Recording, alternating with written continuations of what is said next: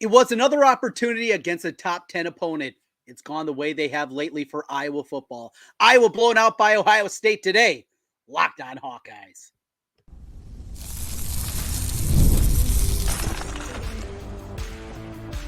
You are Locked On Hawkeyes, your daily podcast on the Iowa Hawkeyes. Part of the Locked On Podcast Network, your team every day. Hey, welcome in. I'm Trent Condon, and this is the Locked On Hawkeyes podcast. Thanks for making Locked On Hawkeyes your first listen every day. We're available wherever you find podcasts. You can also watch us on YouTube. While you're there, hit that subscribe button. Helps us get in front of more Hawkeye fans. Today's episode is brought to you by Game Time. Download the Game Time app, create an account, and use code LOCKEDONCollege for $20 off your first purchase. Well, here we are again, another matchup against a top 10 team. Another time where Iowa is blown off the field. And though many of these games have felt very similar, there is plenty in this one that was different. We start with this. Ohio State's really good.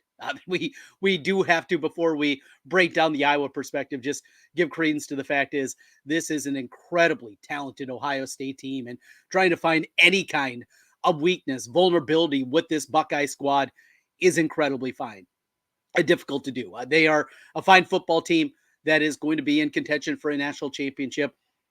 They would be my pick right now to win it all, even as they have not been tested through the first month and a half of the season. It'll get more difficult for them, but Iowa was not the team to press them. 7-0 at the half, and a first half that was marred by some inexplicable decisions. So I got a text message right before the game from a player's dad who mentioned that they've been working on both fake punts and fake field goals throughout the course of the week. I'm like, all right, here we go. Nate Kading, back in the day, he had a big play in the horseshoe. Saw a play on that one. Of course, we've seen plenty of time. Polecat against the Buckeyes back in 2017. So that got a little juiced up, and we saw the decision to go for it on 4th and 1. That wasn't because Kirk Ferentz used a timeout, and we'll get to that momentarily. But the first half played out how Iowa wanted it to play out. I mean, how it had to happen.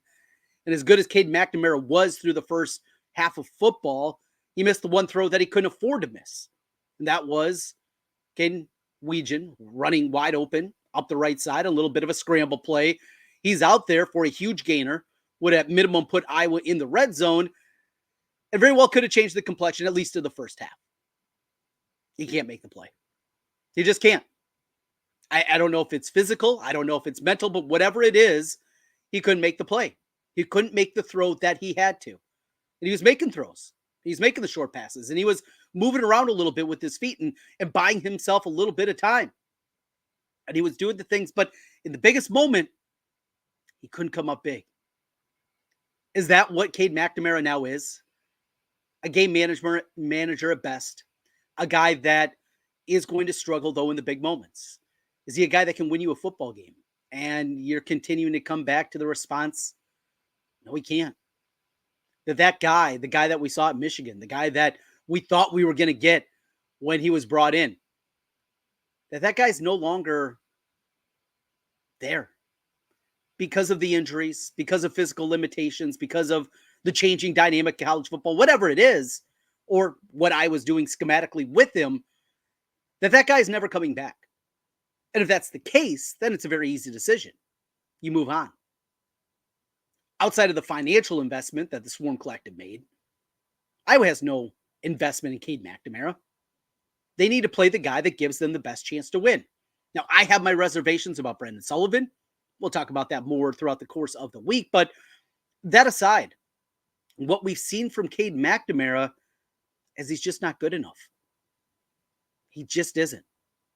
And if I was going to get hot here in the back half of the year and get us excited again, and maybe even potentially put themselves in position to play in Indianapolis in December, I know it's a long road to get there, and it's an incredibly difficult, maybe the most difficult opponent comes up this week against Washington. Again, we'll get to that. But we know Kirk Ferentz won't do that. As we've talked about every day, or as you know, Kirk Ferentz, we talk about this, his brain is broken by quarterbacks. He has this old adage, for whatever reason, and he has dug his heels in so firmly at the quarterback position. His unwillingness to change, his unwillingness to try something else. What's the upside? Was a very a blurb that was thrown out there by his son that got a lot of run. What's the upside? Well, the upside right now with Cade McNamara is not very good. At best, it's okay. And that's at best. And that's what we have. A frustrating day of football. A frustrating day because, well, yes, Ohio State's better. But at 7-0 at the half, you get that glimmer of hope, right? And maybe with a break, maybe with a play. But Iowa goes out there at midfield, 4th and 1, they didn't get the look that they wanted. And this happens all the time. Now, it's going to get more push because of the way that it played out. Normally, the timeout's called before the snap happens, and we never even know that a fake punt was on. Or you just don't get the look, and you just punt it. Instead, Iowa snaps the ball, gets the first down, but the timeout had already been called, and it rankles the fan base. And it's frustrating. I got to take a quick sip. I'm at a little bit of a cold here, so bear with me today. But I get your frustration because that was frustrating. And as we continue, we look at this game, the third quarter when the wheels completely fell off. Ohio State's able to pin their ears back. They get a 2-score lead, and it's over. And down 14-0 in a football game, it should never feel over. And it should never feel over for a football team that has shown that they can run the football. And they can move the ball at least on the ground. Down 2 scores should not be a death knell for anybody at any level of football. But against a good opponents now, it is. The formula that Iowa used, where over a decade stretch, they went 8-8 against top 10 teams. That formula doesn't work anymore. That formula doesn't work for a myriad of different reasons. We'll talk about that. We'll continue to talk about this game and a big picture look at Iowa football. We'll do that as we continue. This is the Locked On Hawkeyes Podcast.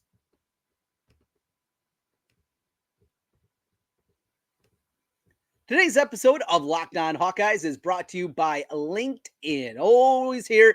Good to hear from our great friends with LinkedIn. And if you're hiring for your small business, you want to find quality professionals that are right for the role. That's why you have to check out LinkedIn Jobs. LinkedIn Jobs has the tools to help find the right professionals for your team faster and for free. As a small business owner, finding people that can do the job that you need to is incredibly difficult. There is so much going on. You're so busy. You're doing so many different things. And finding that person, sometimes it just finds a way to the bottom of your list. LinkedIn, though, isn't just a job board. LinkedIn helps hire professionals you can't find anywhere else, even those who aren't actively searching for a new job, but might be open to the perfect role. In a given month, over 70% of LinkedIn users don't visit other leading job sites. So if you're not looking on LinkedIn, you're looking in the wrong place. On LinkedIn, 86% of small businesses get a qualified candidate within 24 hours. Hire professionals like a professional on LinkedIn. And LinkedIn knows that small businesses are wearing so many hats, you might not have the time or the resources to make that hire. LinkedIn is constantly finding ways to make the process even easier for you.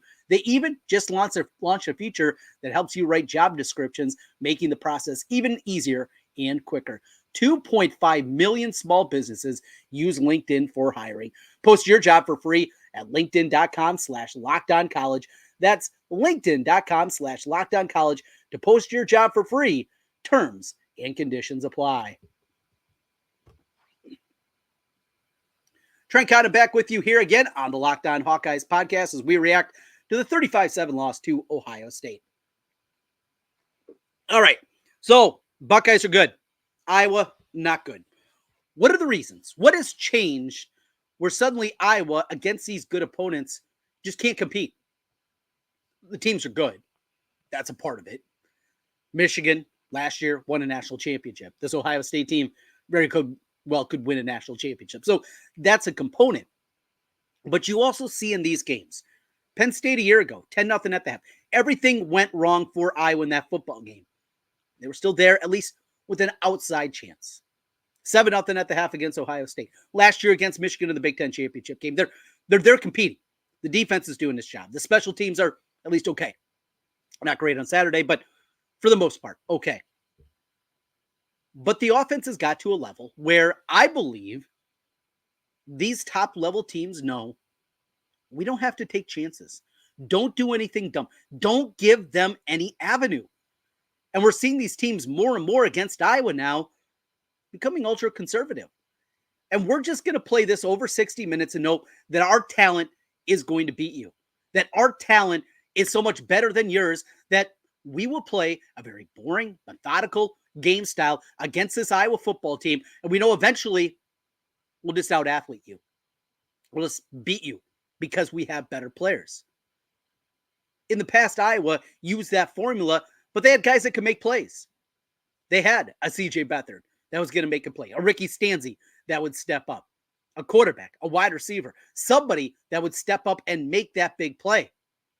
And when you have a playmaker, one in Caleb Johnson, where it's very easy for a team to game plan and scheme, hey, if we shut him down, that's it.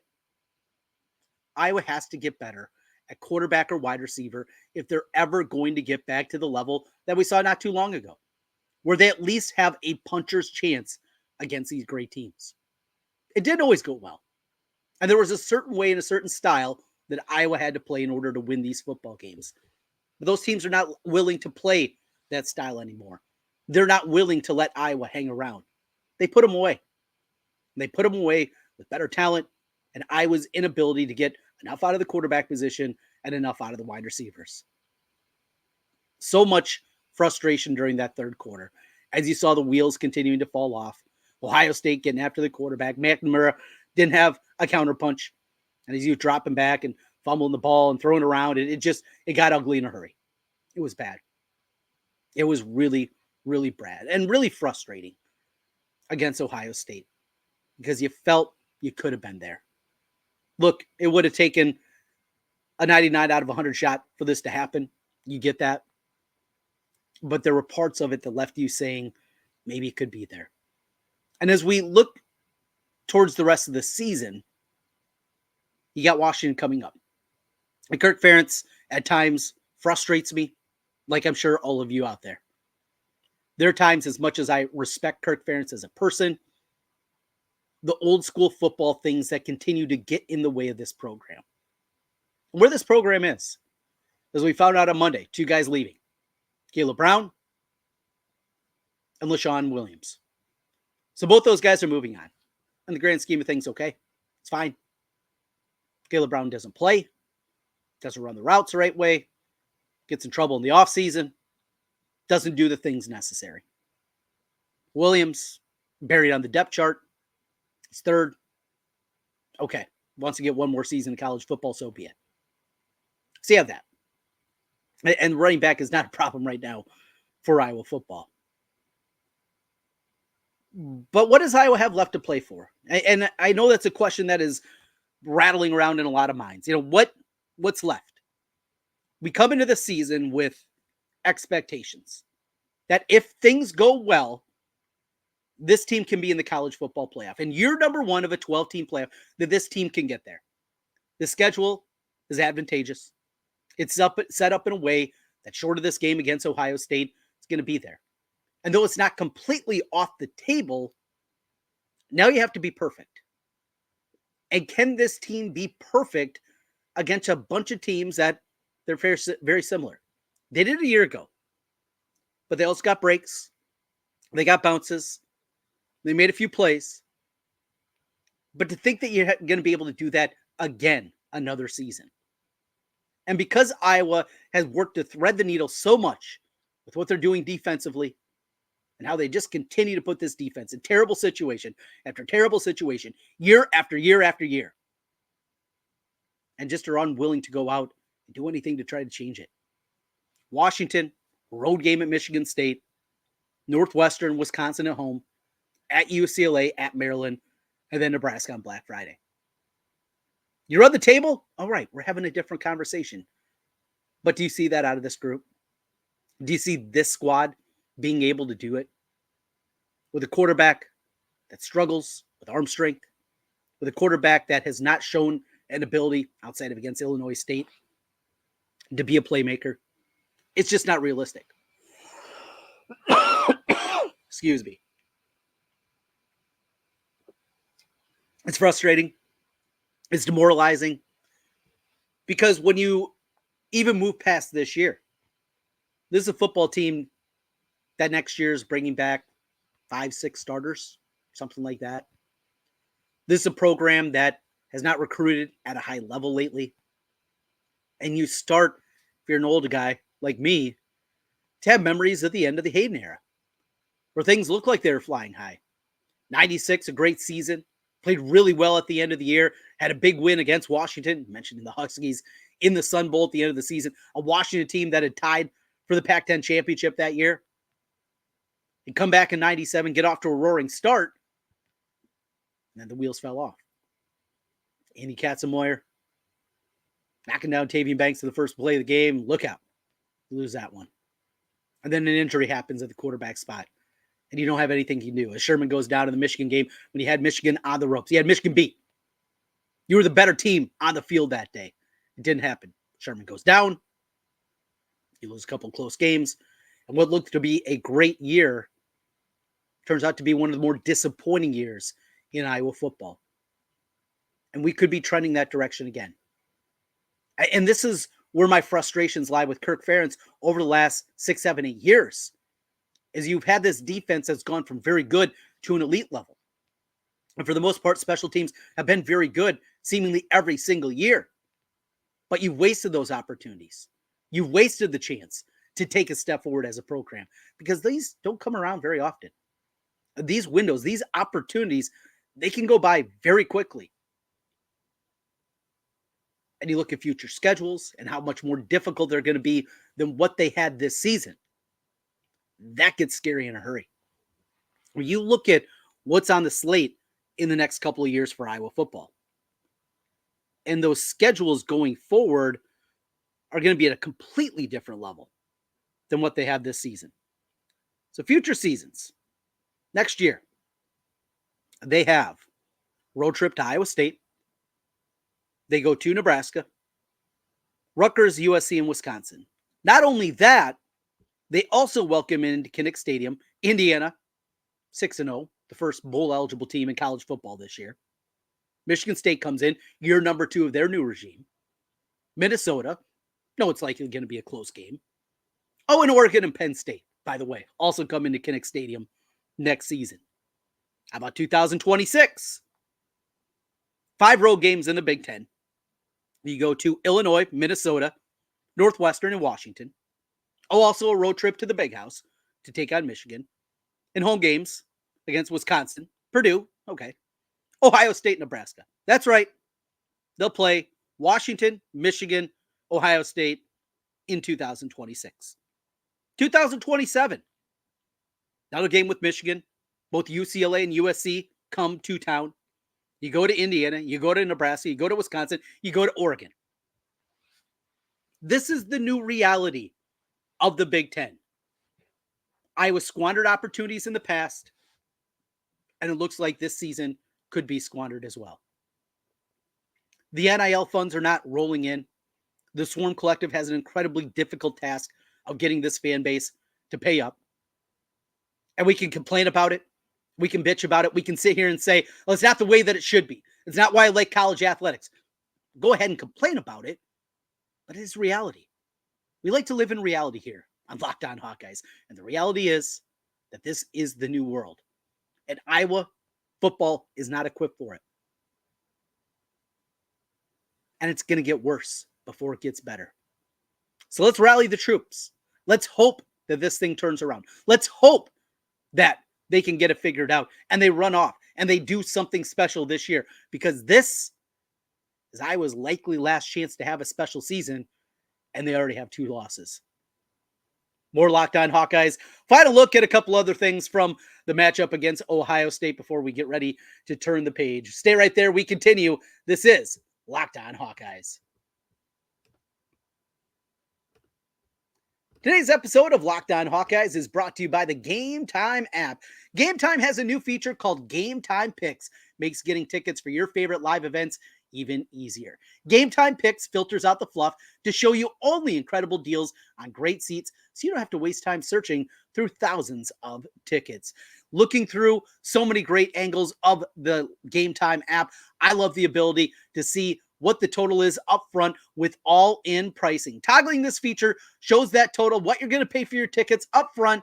No more surprise fees at checkout. Make sure you turn that feature on and know exactly what you're paying for your tickets. Plus, get a panoramic view from your seat in the app before you buy.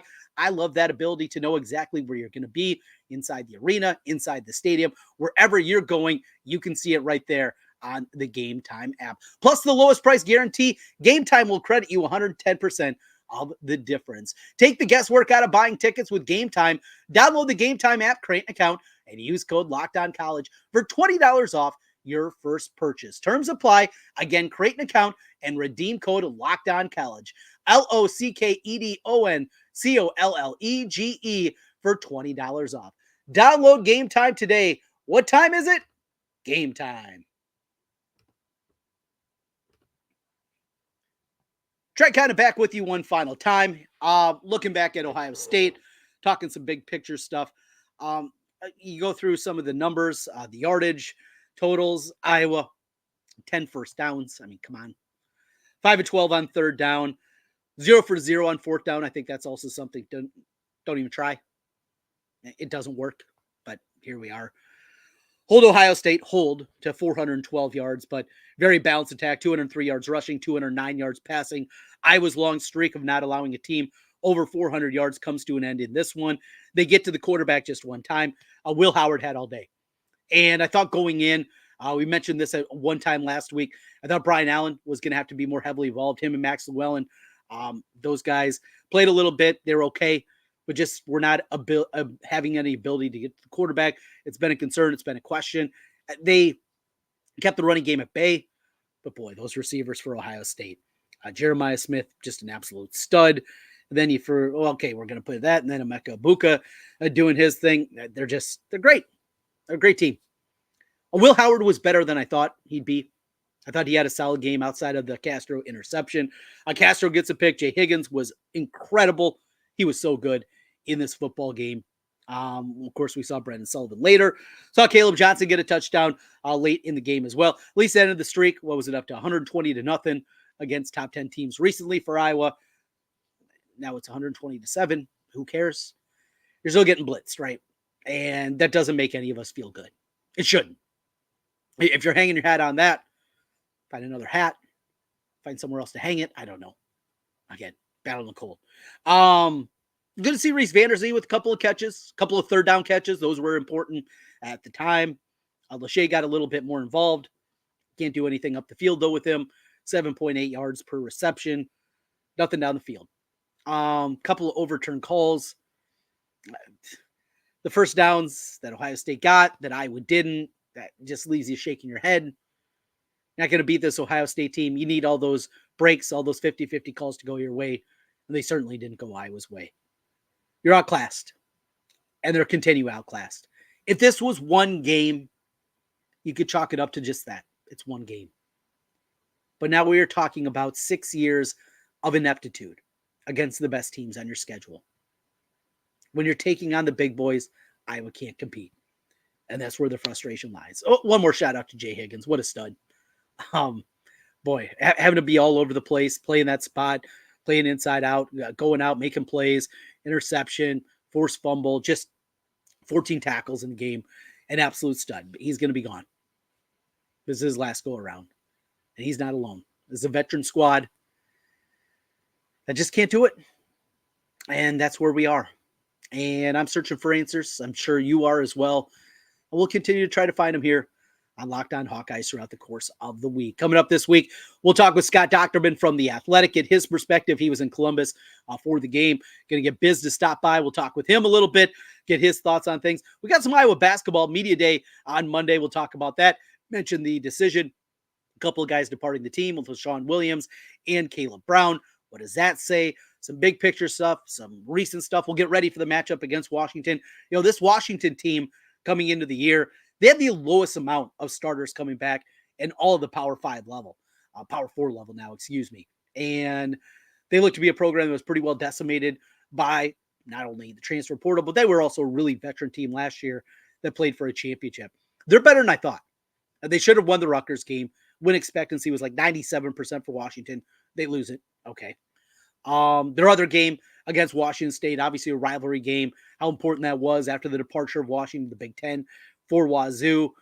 In that game too, you look at the statistical profile. Washington was a better team that day. They're going to be good. This is going to be a team that is going to come in. I always got to be ready to go. The good news is this is normally when Kirk Ferentz is at his best, back against the wall, rallied the troops, and the culture that he builds. These are the spots, not get too high, too low. These are the things that he's normally very good at. No guarantee, but we'll talk about that as well. Thanks for making Locked On Hawkeyes your first listen every day. We need to get a little tea, get ready, and be back with you on tomorrow's program. As always, thanks for making Locked On Hawkeyes your first listen every day. And also, check this out. Your second listen, you want to check out Locked On Big Ten. Craig Sheeman does a great job. He puts the Big Ten first when everyone else is overlooking it. Find Locked On Big Ten on YouTube and wherever you listen to podcasts. We'll be back with you tomorrow. More Hawkeye talk. Thanks for being with us. Until then, go Hawks.